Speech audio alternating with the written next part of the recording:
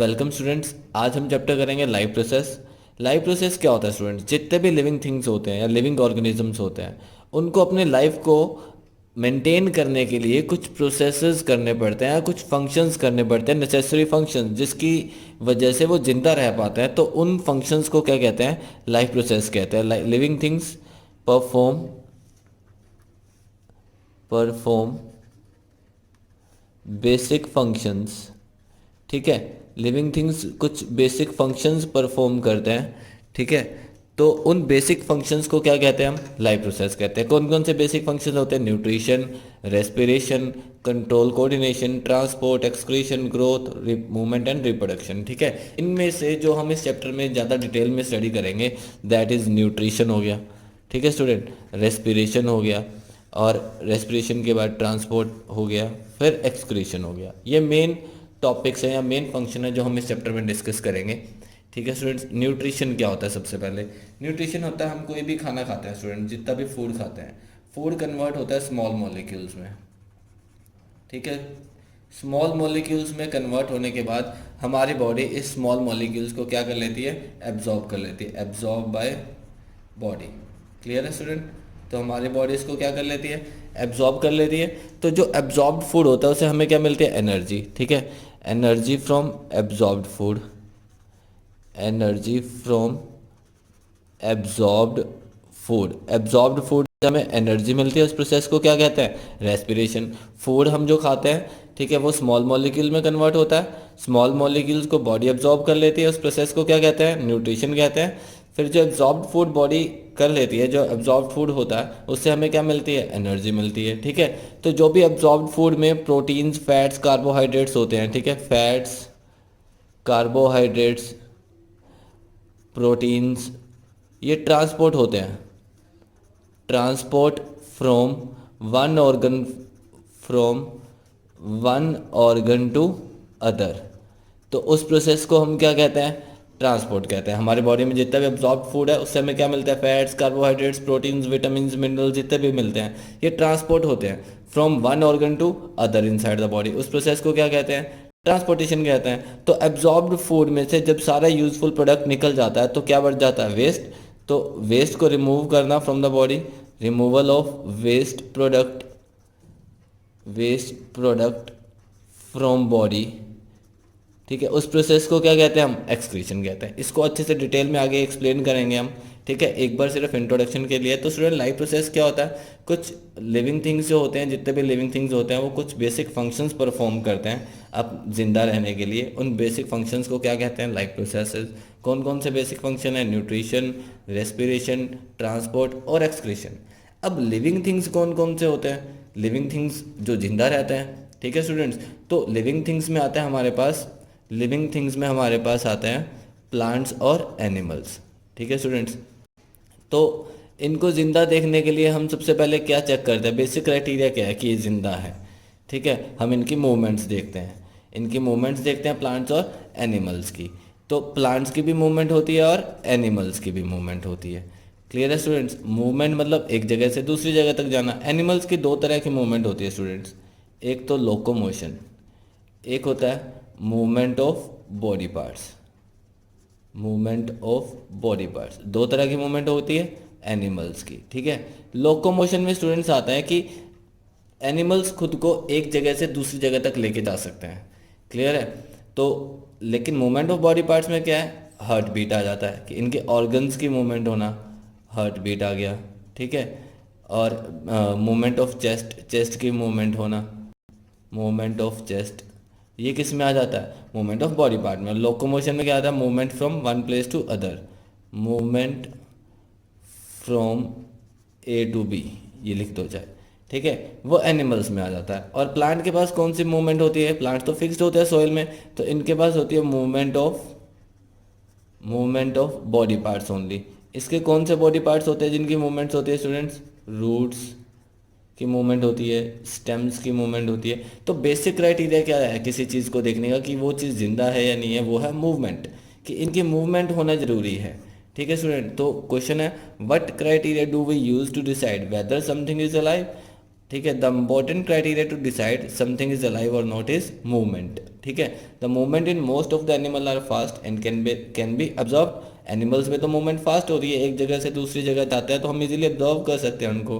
But the movement in plants are usually slow and observe with difficulty. लेकिन plants में movement जो होती है वो बहुत स्लो होती है और डिफिकल्टी से अब्जर्व होती है। जैसे इसके बॉडी पार्ट्स की मूवमेंट होना, रूट्स की मूवमेंट होना, स्टेम्स की मूवमेंट होना, ये बहुत स्लो मूवमेंट है।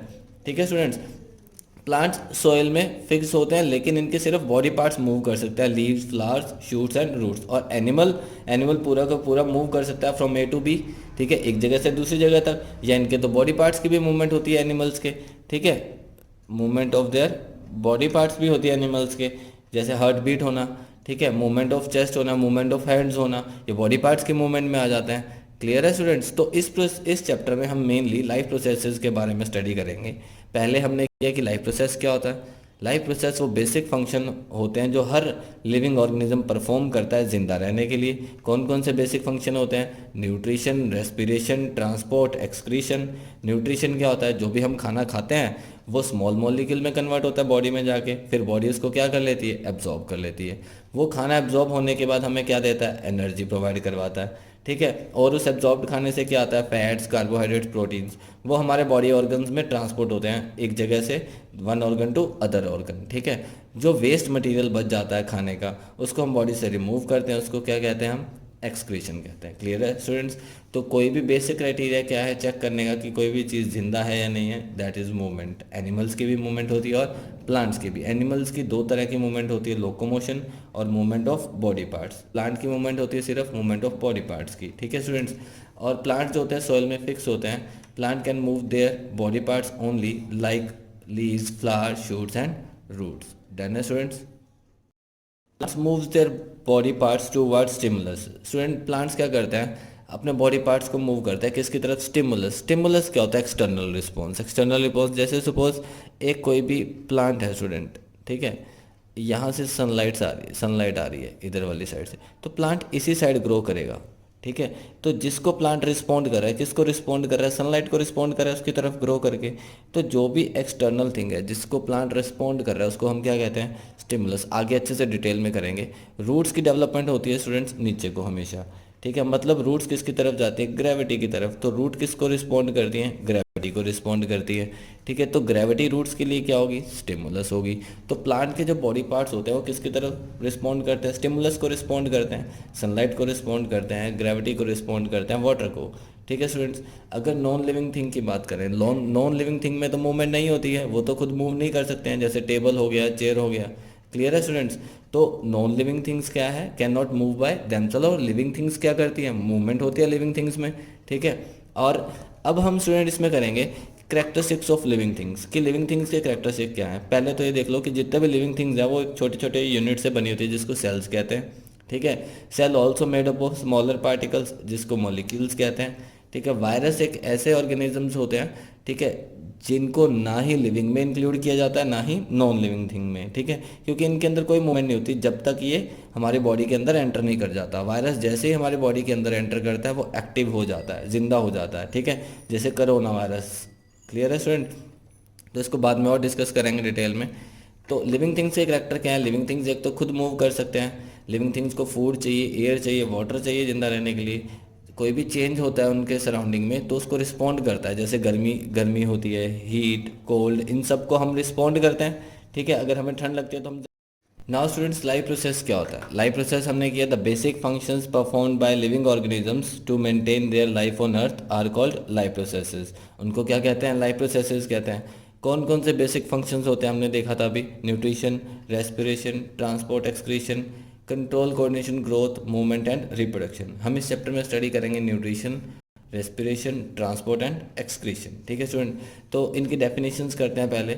न्यूट्रिशन क्या होता है student? The process of nutrition involves the taking of food inside the body.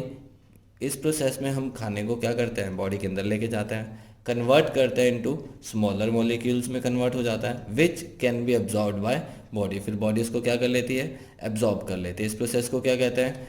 Nutrition. ठीक है student. Food. Now student, nutrition में हमारे पास क्या होता है? फूड है।